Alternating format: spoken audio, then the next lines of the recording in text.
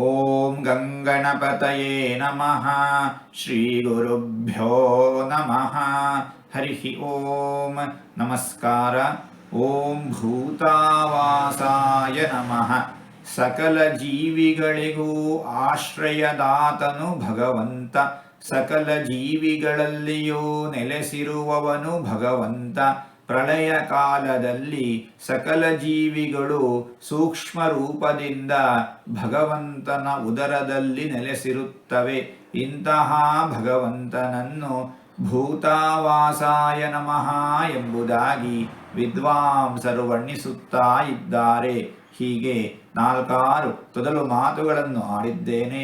ಇದರಲ್ಲಿ ಏನಾದರೂ ತಪ್ಪುಗಳು ಇದ್ದರೆ ಆ ತಪ್ಪುಗಳನ್ನು ಬಿಟ್ಟು ಒಳ್ಳೆಯದು ಅಂತ ಏನಾದರೂ ಇದ್ದರೆ ಆ ಒಳ್ಳೆಯದನ್ನು ಮಾತ್ರ ಸ್ವೀಕರಿಸಬೇಕು ಅಂತ ಹೇಳಿ ಪ್ರಾರ್ಥನೆ.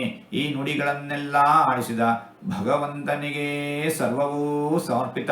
ಸರ್ವಂ ಶ್ರೀಕೃಷ್ಣಾರ್ಪಣಮಸ್ತು.